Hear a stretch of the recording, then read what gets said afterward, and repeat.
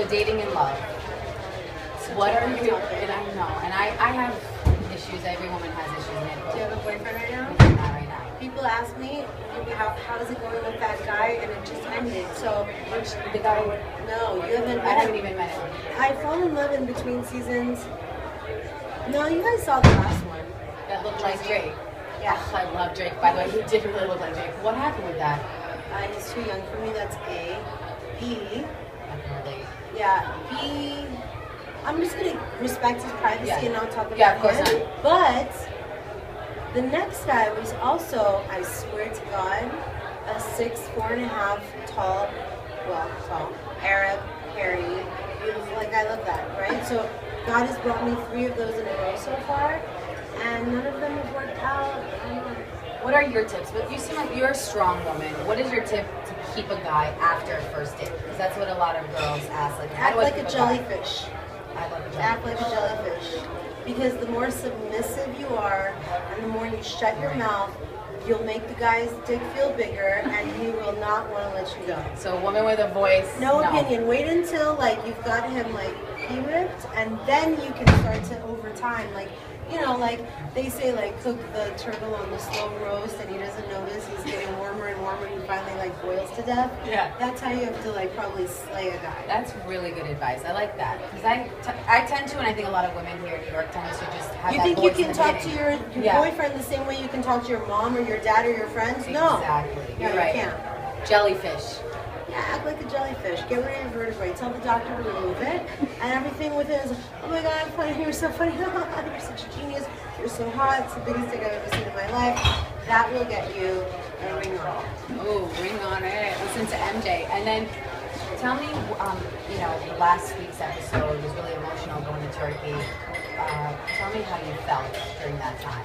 You know, our guards were down. We're in a foreign country. We want to not only respect the protocol, the culture, the politics, and it's the final day of Ramadan, which is a month-long fast. And my guard is Jewish, and he's very uncomfortable. Rez is gay. He's got his own issues going on through his head. Asa is this modern Islamic woman who's very liberal-minded. And me, my guard was down, and all of a sudden I got knocked across the face by my biological clock, and I started seeing these families and seeing Turkish culture, which is close to the Iranian culture, and kind of really wishing that I had a family already. And so each of us had a very intense. All of a sudden, I felt this it wasn't even pressure. It was like getting run over by a freight train. All of a sudden I can relate things just happen. because in Judaism too, I was going through that too, so I can only imagine. I didn't know. I know that you're liberal, you're modern, but yeah, all my life I thought all I ever wanted was to be career-driven and single. That's it. That's all I ever thought I wanted. All of a sudden, I'm seeing these things happen, and again, when you're on a vacation to a foreign country that is close to your roots, your guard is down, you're there to experience something and take it in. I really wanted to preserve Persian culture. Out in Beverly Hills, it's all about, the fast life. yes. But we want to make sure our kids know how to speak Farsi fluently and know how to cook it and know how to speak it. And we don't want to become homogenized and whitewashed as the generations go by. And, as passionate as you see the way that we are together and as hard as we fight and all of those things, that's a Persian thing, and You love hard, you fight hard. Yeah, Like and- brothers and sisters that you are. exactly. One thing I know in Persian that my dad told me is chimichai. Am I just saying it You right? are- you are- yeah, you are. Guftan bechoni. Say it Is again? it guftan bechoni? I'm good. And you? No. Or no? No. Am I pronouncing it wrong? How do you say I'm good? Khubam. Oh, khubam. There you go. And Okay. then, do you think you mix it up with another one? No. I think maybe. Goftan Bekhoni means, Guftan bechoni. that means I told you to read. Oh my god. Okay. So my Persian guy friends then screwed with me. They were like, it means good, how are you? No, you probably just flipped it. Yeah, for a second. sorry. Yeah, it's fine. The other thing I have is, what are you working on that you want our audience to know? What are you working on now? I'm an open book. There's no surprises with me. I work my ass off every day to maintain a real estate career, to be there provider for my mother and my father. I'm an only child. I wish I had 5 brothers that would help me, but I don't. So I just want to maintain and sustain the energy to be able to have it all. That's amazing. And I believe every woman. And that's why you're so... I love that you said that, because a lot of women don't feel that way. And the fact that you're a strong woman saying that is going to empower a lot of people. Yeah, it's very important to have something that you love. And if you can find passion within your career, you're a lot better off. And I thought it was a new our generation. Yeah. It's actually not been. If you read enough about plays and history, even our grandmothers and our great-grandmothers had had a strong desire to be useful and have a practical, role in society. So, those girlfriends, we all have those girlfriends that have too much time on their hands, and so they get up in the morning and start drama. And knock you down on Twitter. Yeah, it's just like, what's up with that? I'm sorry you don't have a life. Well, those same girls fuck up their relationships too. And what's your advice? Because I feel like you're really composed and classy when it comes to confrontation with friendships.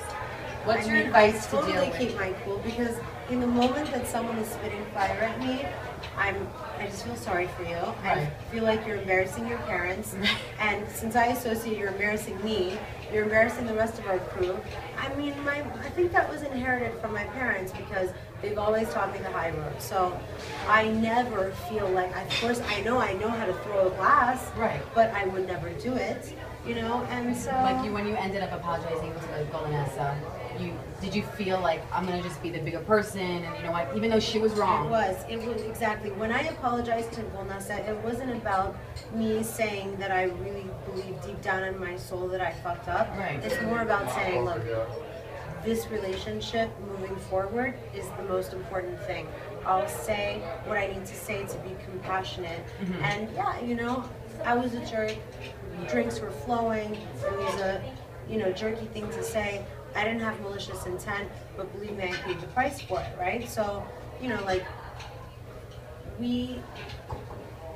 were saying earlier, like, you love that we're such good friends. Yeah, I love that you have that bond. It's getting tighter and tighter every year. So, some people acknowledge that reality shows change people, but it's actually made us even stronger. I can see that. And I've had my fair. What about that Ramona singer? I think that there's some stuff going on. They say it destroys relationships. Yeah, what I was going to ask you. How do you feel like it affected your life?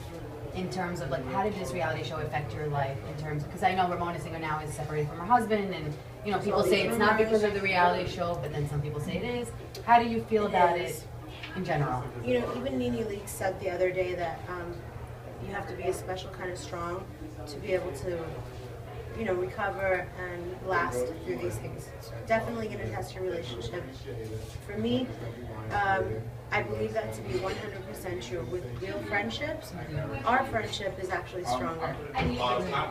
Years after Shahs of Sunset is over, we're still going to be thick as thieves.